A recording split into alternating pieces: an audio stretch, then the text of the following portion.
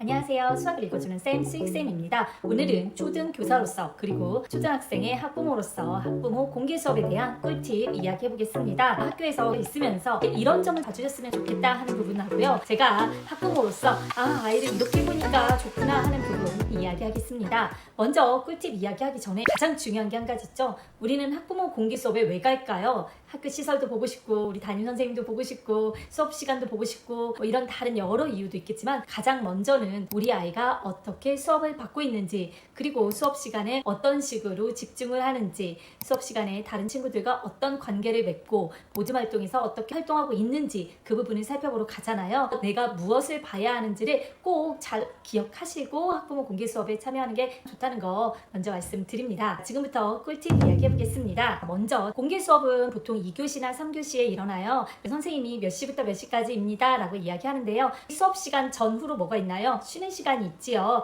따라서 한 10분이 먼저 도착하면 좋아요. 그때부터 쉬는 시간이니까 아이랑 눈 마주침도 할 수 있고 자리 선점할 수가 있거든요. 위치 선점 굉장히 중요하잖아요. 수업 이미 시작한 다음에 와서 위치를 잡으려면 굉장히 힘들지요. 따라서 그 전에 오셔서 아이의 자리도 확인하시고 아이도 바라보시고 자리도 점검해 주시는 거 매우 중요합니다. 준비물 이야기하려고 하는데요. 다른 준비물보다 볼펜 꼭 가져가시면 좋겠죠. 물론 선생님들이 볼펜 쫙 깔아주시기도 합니다. 그런데 볼펜이 부족한 경우도 있고 또 볼펜을 가지러 보고 또 움직여야 되는 경우도 생기거든요. 그래서 부모님이 볼펜 하나 가져오시면 훨씬 더 매끄럽게 수업을 관찰하고 적을 수 있어요. 또 핸드폰은 다른 아이들 초상권도 있기 때문에 사진 찍기는 안 돼요. 따라서 핸드폰은 그냥 꺼주시면 제일 좋겠습니다. 저도 중간에 한번 핸드폰 울린 적이 있어서 굉장히 창피한 적이 있었거든요. 그래서 저는 꼭 핸드폰을 끄고 간답니다.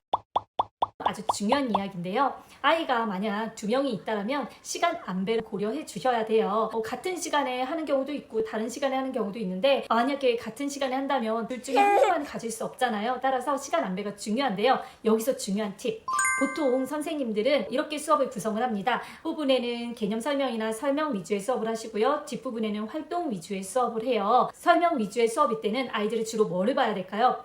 어떻게 선생님께 반응하는지, 눈빛은 어떤지, 얼마나 수업에 집중할 수 있는지를 바라봐야 합니다. 그런 부분을 살펴보고 싶은 친구가 있다면 그때는 수업 앞부분에 가는 게 굉장히 좋습니다. 그 다음 활동 시간에는 아이들하고 어떻게 관계를 짓고 있는지를 볼 수 있어요. 모집 활동 속에서 우리 아이가 어떻게 행동하는지 그리고 친구들하고 어떤 대화를 나누는지 그리고 모집 활동에서 적극적인지 이런 모습을 볼 수 있거든요. 만약 부모님이 사회성이나 친구들의 관계 맺기가 궁금하다 하시다면 뒷부분 수업을 봐주시는 게 좋아요. 물론 처음부터 끝까지 모두 본다면 굉장히 좋겠지만 따라서 우리가 아이들 성향에 맞춰서 수업 시간 잘 살펴봐 주시는 거 아주 중요합니다. 또 하나 아이의 책상 위나 책상 속을 살펴보시면 굉장히 좋아요. 물론 보통 공개 수업 전에 대청소를 다 깨끗하게 하셔서 아이들 책상 속이 대부분 깔끔할 텐데요. 그래도 그 짧은 시간에도 아이들 벌써 뒤죽박죽 논 친구들 굉장히 많거든요. 책상 위도 마찬가지예요. 책상 위에 이번 시간에 배우지 않는 다른 책이나 다른 물건들이 있는지 한번 그 부분도 살펴봐 주세요.